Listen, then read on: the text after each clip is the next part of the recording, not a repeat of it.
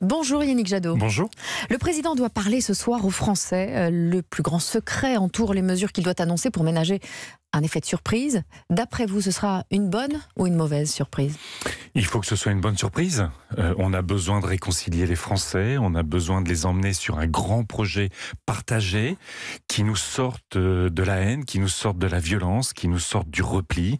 Et pour nous, évidemment, ce grand projet partagé qui va remobiliser tout le monde, c'est autour de l'écologie, autour de la transition énergétique, l'isolation de nos logements.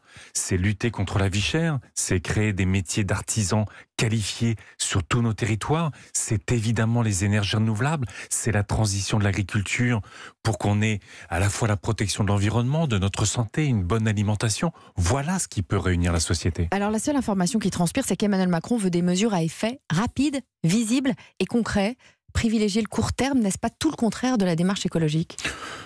Et la démarche écologique, c'est se projeter sur le long terme, c'est se réconcilier avec notre futur en protégeant la nature, mais c'est évidemment agir dès maintenant. La catastrophe, elle a déjà commencé, elle va s'amplifier. En revanche, si on agit immédiatement, on gagne.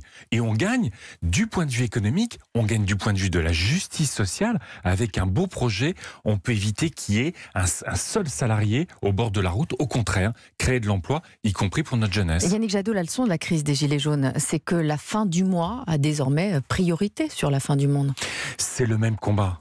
Quand je dis on isole nos logements, c'est à la fois économiser des centaines d'euros de chauffage, c'est créer de l'emploi sur tous ces territoires qui sont abandonnés. Quand vous dites c'est le même combat, mais quand, par exemple, selon la restitution du Grand Débat, 58% des Français sont hostiles aux taxes écologiques pour modifier les comportements.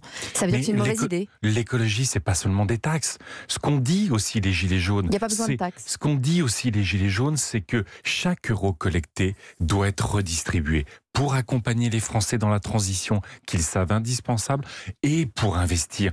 Mais quand nous nous battons pour qu'on investisse sur les énergies renouvelables, ce sont des emplois partout, c'est de l'investissement. Quand nous nous battons pour que les normes européennes sur le diesel soient correctement appliquées, c'est éviter des dizaines de milliers de morts prématurées. C'est rendre possible à nos enfants de courir dans les cours de récré dans la journée. Donc, concernant vous voyez, les mesures sociales, les hypothétiques mesures sociales annoncées ce soir, il y a cette idée de fonds de garantie des pensions alimentaires. Ça, vous trouvez que c'est une excellente idée. C'est absolument scandaleux que des familles monoparentales et particulièrement des femmes soient en difficulté financière parce que elles ne touchent pas leur pension alimentaire. Ça marche très bien au Québec. Il faut faire la même chose.